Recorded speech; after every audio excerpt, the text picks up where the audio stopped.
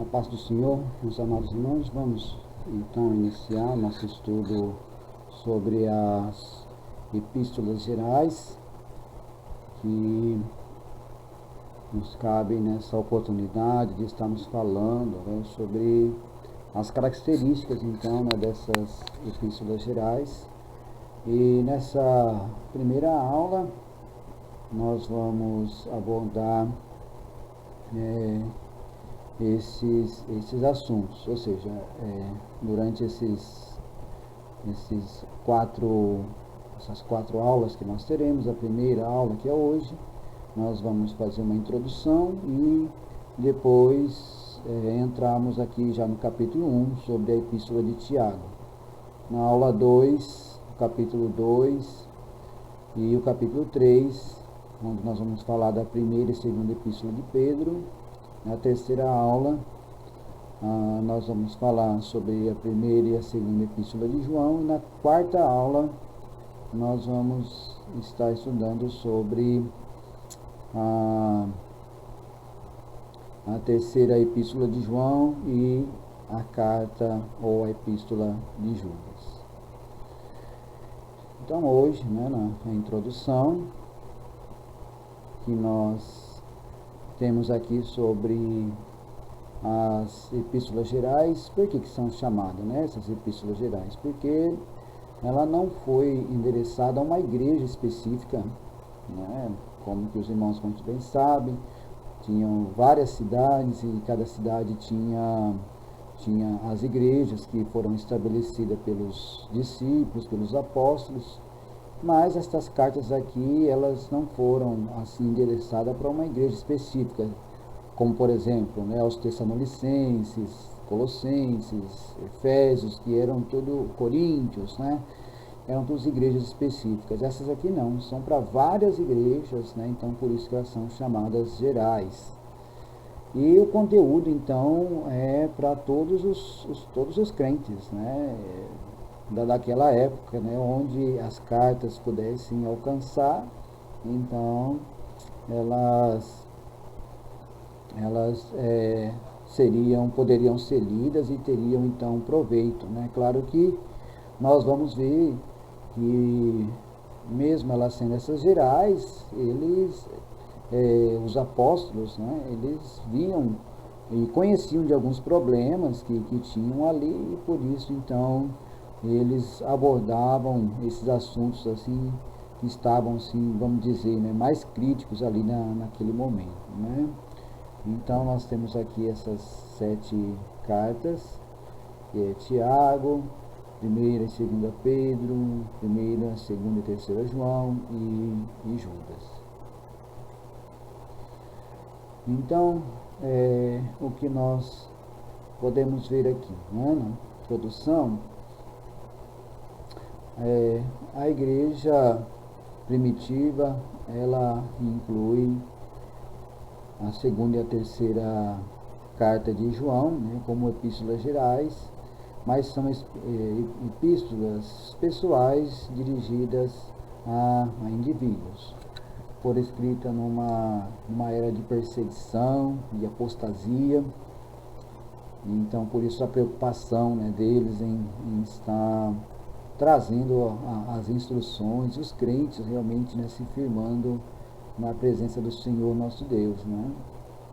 Primeiro século, os crentes tiveram paz e permissão para propagar o Evangelho, mas logo em seguida, a perseguição dos cristãos em 60 depois de Cristo, quando a grande maioria interpretava erroneamente as doutrinas, ou seja, já logo no começo a igreja começou realmente a ser atacada de diversas formas, E uma dessas doutrinas que estava em voga naquela época, que um Deus invisível, de um grande Salvador ressurreto, de um julgamento futuro, acabaria com os poderes públicos. Então era tudo realmente artimanhas do inimigo, para tentar jogar os políticos, o poder público daquela época contra os cristãos. houve a perseguição aí de Nero, que prendeu, executou Paulo, que os irmãos já muito bem já conhecem, né, como quem foi esse Nero, a sua loucura, incendiar a igreja, incendiar a cidade de Roma, uma pessoa extremamente violenta, né? Tudo isso, então, é nesta época em que essas cartas estão sendo escritas, né? No início, a igreja era constituída de judeus, crentes em Jesus Cristo. Mais tarde, então, vieram os gentios, que começaram a se converter, né? A expansão da doutrina cristã entre os gentios e a convivência com os judeus acarretou discordâncias. Como se deveriam guardar a lei mosaica que levou ao concílio de Jerusalém, que está lá em Atos 15. Então, também esta era a preocupação destas cartas, né? De poder estar instruindo os gentios que não tinham praticamente nenhum conhecimento acerca da lei de Deus, né? Os judeus, eles já conheciam, né? Então eles eram muito mais fáceis para eles compreender, né? Em certo sentido, né? Porque muitos também não aceitavam a instrução, né? De Jesus, né? E acabaram se revoltando, né? Mas aqueles que realmente se convertiam, eles tinham essa facilidade, né, de obedecer aquilo que se passava, enquanto que os gentios não, eles precisavam aprender muitas coisas ainda, né, para poder compreender por que deveria ser feito daquela forma, né? Então, cada uma delas são respostas a alguns problemas, né, ou perguntas de judeus cristãos e gentios convertidos, como eu disse. Eles tinham bastante dúvidas, né? Apesar de breves, são realmente muito importantes, mostram um panorama completo da igreja do Novo Testamento, sendo autores de origem e experiências distintas, escrevem de maneira diferente um do outro. Os livros foram escritos como canônicos até o final, foram aceitos, aliás, como canônicos até o final do século XIV. Então, ou seja, eles, né, desde todos os antecessores, assim, reconhecem, né, a canonicidade desses livros, ou seja, que foram realmente inspirados, né, pelo Espírito Santo de Deus e escrito assim para aquelas igrejas naquela época, né? Então, os objetivos, né, dessas epístolas gerais: explorar a vida, os ensinos e o significado da atuação de Pedro, de João e de Judas, e despertar os alunos a seguirem rigorosamente a doutrina, a obra e a expansão do reino de Deus, e produzir reflexão e moldar a sua conduta cristã no conjunto de verdades aqui dispostas. Então, ao final desse estudo, né, dessas cartas gerais, você, aluno, tem que estar disposto, né, a explorar a vida, os ensinos e o significado de atuação, né, desses discípulos, né, de Pedro, João e Judas, e como que eles se portaram, né, diante da sociedade, e o que eles realmente queriam da igreja, né? Então, isso nós não podemos perder de vista. O que eles queriam da igreja, qual o significado da igreja diante, né, de todas as situações que eles estavam vivendo. Então, isso tem que produzir essa mudança, né, de conduta e reflexão acerca daquilo que nós estamos fazendo, né, como igreja, já no presente século, né? Então, vamos lá, né? Capítulo 1 agora, falando da epístola de Tiago. Essa epístola é considerada um manual prático de conduta cristã, ou seja, ele dá aqui as orientações, né, vamos dizer assim, bem objetivo, né? Não fica com tantos rodeios, não. Olha, é assim, assim, assim, é direto ao ponto, né? Tiago, ele fala e mostra assim, né, sem arrodeios, né, e vai direto ao assunto. Olha, você tem que fazer assim, assim, porque se não fizer, tá errado, né? Então é dessa forma que ele aborda, né, o tema. Isso com certeza faz parte, né, do jeito, né, que Deus escolheu, né, da personalidade dele, né, e era desta forma que o Espírito Santo usou, né, para estar falando com a igreja, né. Então são meditações pessoais, proporcionando um estudo e apresentação simples, servindo a todos como experiência cristã. Escrita para judeus que viviam fora da Palestina, porque após a morte de Estevão, quando foram dispersos pela perseguição, e isso inclui aí Fenícia, Chipre e Antioquia da Síria. Então, depois que Estevão morreu, teve essa perseguição, né? Os crentes judeus, eles se espalharam, né, para vários lugares, e aí essa epístola é escrita justamente para estar falando com estes crentes judeus, né? A ênfase, né, de sofrer com alegria as provações que tentaram a fé mostra que Tiago tinha conhecimento dos crentes dispersos pelo tom de autoridade da carta. São meditações pessoais, proporcionando um estudo e apresentação simples, servindo a todos como experiência cristã. Tiago escreveu para os judeus que tinham a tendência de separar a fé das obras. Fé que não produz santidade é morta, né? Então, as pessoas ali estavam bem acomodadas, né? E achando assim que já, porque tinham aceitado o Senhor Jesus, né, eram crentes, e que muitas vezes assim não se colocavam à disposição para trabalhar, para ajudar aqueles que estavam precisando, né? Então, ou seja, uma igreja assim que estavam, um povo assim que estava se acomodando, né? Porque eles aceitaram a fé, conheciam a fé, mas, né, de coisas práticas mesmo, assim, para trazer as pessoas que estavam necessitadas, né? As pessoas que não tinham muita condições, né? Os não crentes, né? Então, eles estavam, né, vamos dizer assim, pensando mais em si mesmo, né? E Paulo e Tiago, ele vem despertar isso assim, né, como se fosse realmente trazer ali um cajado, né, para que eles pudessem se acordar, né. Então nós vemos aqui a necessidade de uma fé viva, eficaz, para alcançar a perfeição, né. Tiago, considerando como o primeiro pastor da igreja em Jerusalém, nós vemos lá em Atos, fala, né, de Tiago, identificado como o irmão de Jesus, né, ou seja, depois que Jesus nasceu, vindo então do relacionamento de José com Maria, e então nasceu Tiago, Judas e outros, né, outros filhos que eles tiveram, e filhas também. Então ele é identificado aí como este meio irmão de Jesus, né, por nascido aí do relacionamento, né, de Maria, depois que Jesus nasceu, com José, seu esposo.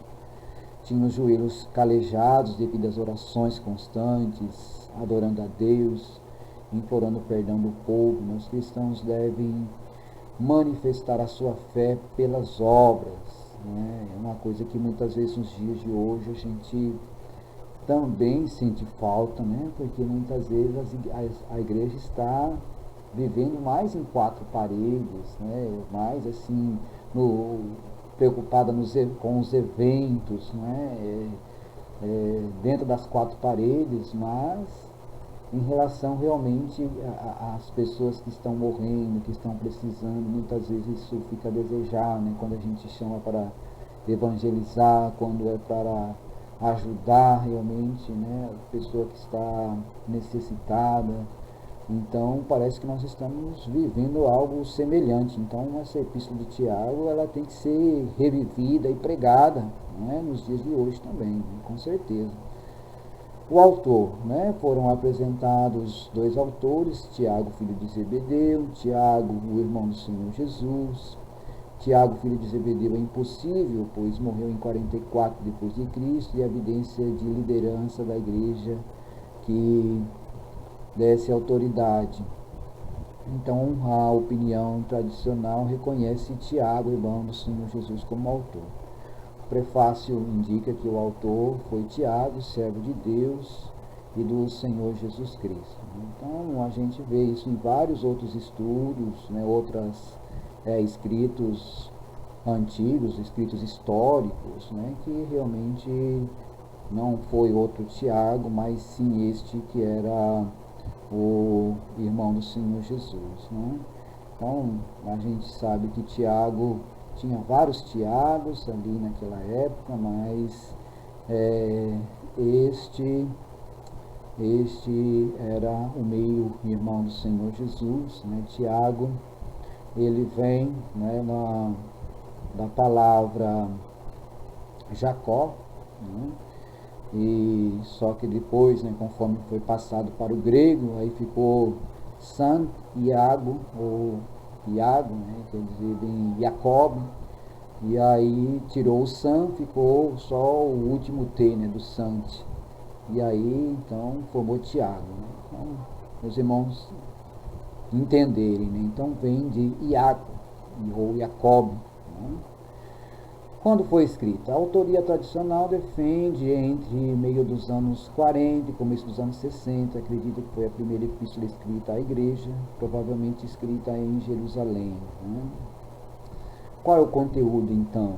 A tentação como prova da fé, que nós vamos ver aqui, né? Falando sobre as provações, pobreza, riqueza, provação e tentação, recepção da palavra, né? Aquelas pessoas, eles estavam sendo provados, né? Que na verdade era o que a realidade deles ali, né? Então eles tinham que compreender por quê, né? Que eles estavam passando por tantas provações, por tantas tentações, né? E saber enfrentar essa diferença entre a riqueza e a pobreza, né? Não deixar-se se levar por isso, né? Porque naquela época havia muito comércio, muitas pessoas se enriquecendo, né? Indo atrás de ouro, de tudo que era coisas assim materiais, né? Mas o evangelho veio para mudar nessa mente das pessoas, mas muitos, né, tinham resistência em relação a isso, né?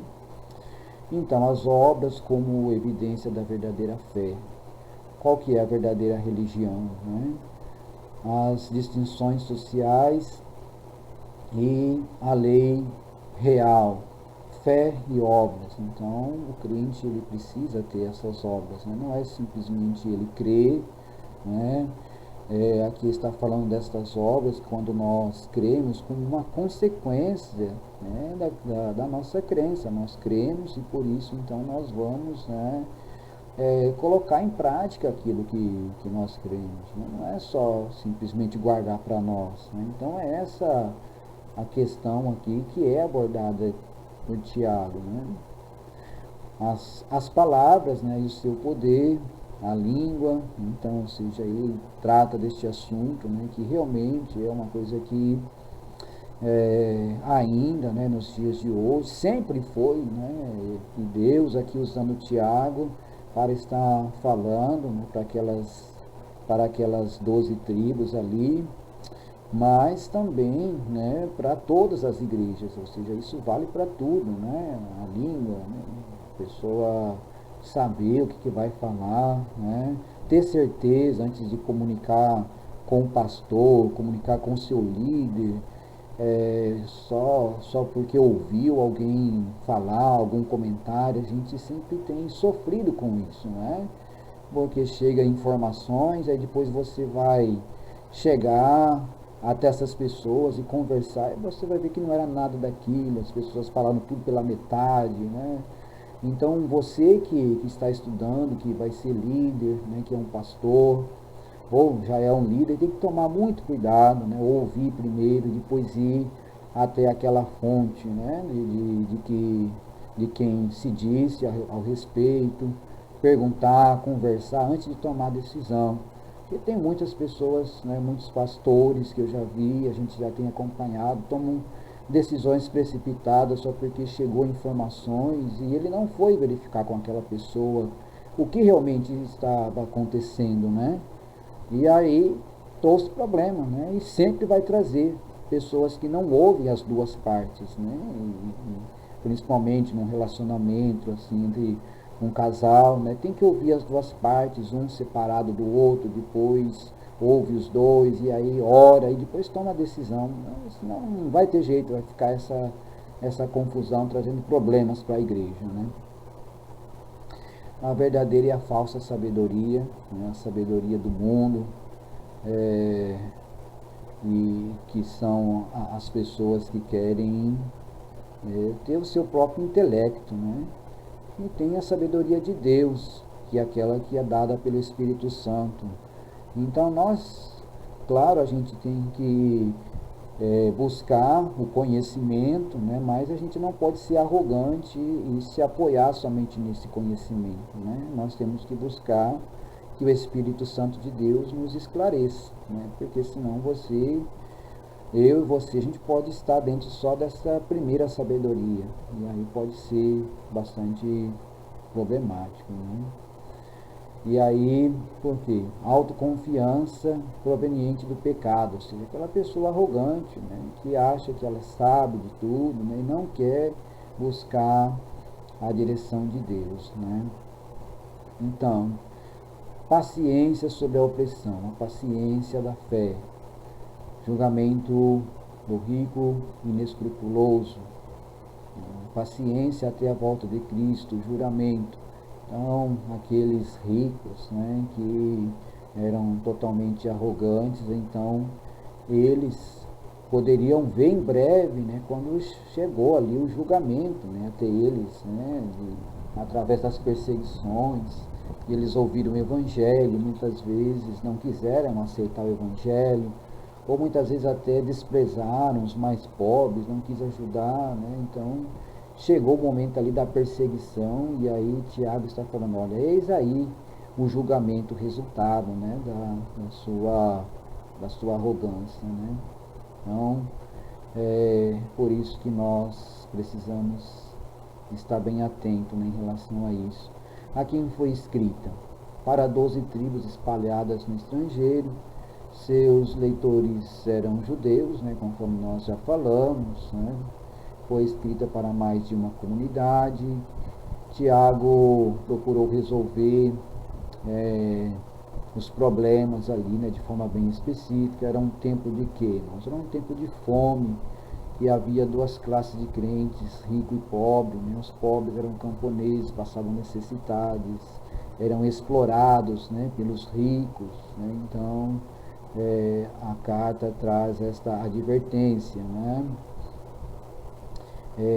Proprietários de terras, comerciantes, pessoas gananciosas, né, pessoas que desprezavam os pobres, né, e muitas vezes a gente encontra, né, este problema, né, que nós vemos aqui este mapa, né, das igrejas, né, que existiam ali naquela época, né, e dali de Jerusalém, né, que é essa parte aqui, que saíram então todas esses direcionamentos, né, para essas outras igrejas, né? Aqui está Antioquia, né? Porque foi escrita para consolar os judeus que estavam passando por provas severas, né? Corrigir desordens nas suas reuniões, nas suas assembleias, combater a tendência de separar a fé das obras, admoestar os leitores a reagirem obediente diante das provações que passavam a fim de receberem as bênçãos e não as disciplinas, né? Alguns acreditam que seja uma resposta à interpretação do ensino de Paulo sobre a fé, mas são conteúdos diferentes, né? E aí nós vimos, né, algumas doutrinas que tinham, né, algumas considerações ali, né? antinomismo, sustentava que através da fé em Cristo é possível estar completamente livre de todas as leis do Antigo Testamento, todo o legalismo, toda a lei secular, toda a moralidade de uma sociedade, ou seja, né, eles eram completamente, né, contra a lei. Então, não é o caso aqui, né, de Tiago, né, que ele não estava abolindo nenhuma lei, né? Só estava dizendo, né, que estas obras que ele está falando aqui realmente as consequências, né, da fé. E Paulo não, Paulo está falando das obras da lei, né? A pessoa fazer aquelas obras para ser salvo, né? Não tem, são coisas completamente diferentes. Martinho Lutero, ele não gostava muito desta carta, né? Não conseguiu reconhecer o ensino de Tiago, que não contradizia, mas complementa o ensino de Paulo sobre a fé. Paulo, o ensino concentrava-se na nossa justificação com Deus. Essa é a diferença, né? Então, tem uma diferença bem clara aqui, né? Paulo está falando da salvação e Tiago está falando da consequência do salvo, né? Poder colocar em prática, não se tornar uma pessoa acomodada, não querer fazer nada para o reino de Deus, né? Tiago, então, concentra nas obras que exemplificam essa justificação. Escreveu a judeus para incentivá-los, né, continuar crescendo nessa fé. Destaca as boas ações que devem aparecer naturalmente, né, daqueles que estão cheios do Espírito Santo. É bem claro aqui a carta dele, né? Questiona como pode ter uma fé salvadora e não produzir frutos do Espírito, como Paulo descreve em Gálatas, né? Então isso até a gente vê também nas cartas endereçadas que João, né, se endereçou para algumas igrejas ali da Ásia, ditadas ali pelo Senhor Jesus, as pessoas, né, se acomodando, né, perdeu o primeiro amor, né? Era nesse sentido que Tiago ele escreve a sua carta, né? Foi escrita provavelmente em Jerusalém, né? O conteúdo literário está aqui, os irmãos podem estar acompanhando, né? A tentação como prova da fé, as obras como evidência da verdadeira fé, sabedoria verdadeira e a falsa, né? Paciência sob a pressão e finalmente, né, oração, né? Tentação como prova da fé. O propósito é aperfeiçoar o caráter cristão, suportar a tentação como isso da sabedoria, e fonte de tentação interna para o mal. Nunca Deus envia impulsos maus, mas é Ele que nos dá poder, pelo qual somos elevados a uma nova e mais nobre vida. O propósito é aperfeiçoar o caráter cristão, né? A tentação, com êxito, a sabedoria. Versículos 8 a 11, uma fonte de prova e uma fonte de tentações, pobreza e riquezas. Versículo 12, recompensa por suportar a tentação, coroa da vida. E versículos 13 a 18, fonte de tentação interna para o mal. Versículos 19 a 21, controle da palavra e do temperamento, a pureza da conduta e uma atitude receptiva para com a palavra de Deus. As obras como evidência da verdadeira fé. A verdadeira fé deve manifestar-se tanto em obedecer como ouvir a palavra de Deus, né? Manifestar na religião prática, domínio da língua, amor fraternal, separação do mundo, né? Então, as consequências aqui, né? Tiago está falando das consequências, como que alguém se converte e não tem mudança de vida, né? A sua língua continua falando mal, ele não apresenta amor fraternal, ele tem uma vida dúbia, você não sabe se ele está na igreja ou não, né? Então é uma coisa que deve ser observada nos dias de hoje, né? Então converteu realmente, né? Como que está as palavras dessa pessoa? Está xingando, está maldizendo, está contando piadas? Então, tem que ter essa mudança, né? Está apresentando amor fraternal ou simplesmente está ignorando os irmãos, ou está tendo inveja dos irmãos, está procurando destruir, né, os irmãos? É a mudança, né? Se não tiver realmente essa mudança, onde está o convertimento? Então, Tiago, ele fala bem claramente, né, com esse tipo de pessoas, né? E é válido, claro, nos dias de hoje, né? A verdadeira fé é demonstrada pela imparcialidade no trato com os pobres e os ricos, né? A fé é apurada pelas suas obras, contradições aparentes, né, entre Paulo e Tiago, ao usarem as palavras fé e obra de justificação, mas com diferentes significação e termos, né? Isso nós já falamos, né? São termos diferentes, os significados são diferentes, né? As palavras do seu poder, né, a advertência de assumir posição de mestre precipitadamente, e o perigo de ofender por meio de palavras faladas, né? O poder da língua, comparado com o freio do cavalo, um leme, um fogo, né? O mal da língua, nós falamos sobre isso daí. A paciência sobre a opressão, a paciência da fé, os opressores que passaram a ser oprimidos, né? Uma condição que prevalecerá nos últimos dias. A opressão da classe trabalhadora pelos ricos, que acabará com a vinda do Senhor. Julgamento dos ricos, ímpios e a destruição de Jerusalém. Acerca do vingador, filho de Deus tem que ser paciente esperando a vinda do Senhor, né? E oração, então, ele fala, né? Oração na aflição, oração pelos enfermos, aí nos versículos 5, capítulo 5, 13 a 20.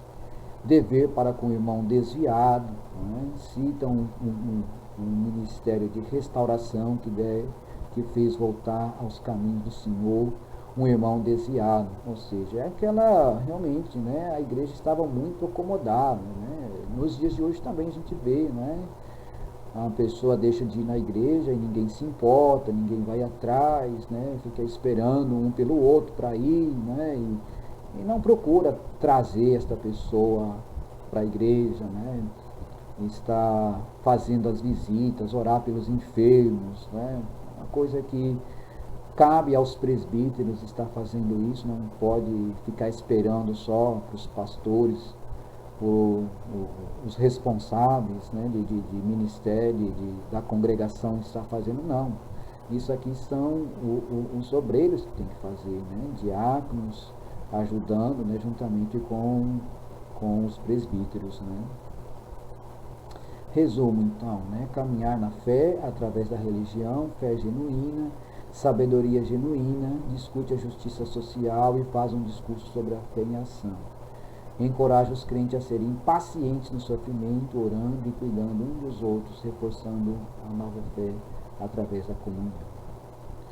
Conexões entre fé e obras, ninguém é justificado pelas obras da lei. Aplicação prática.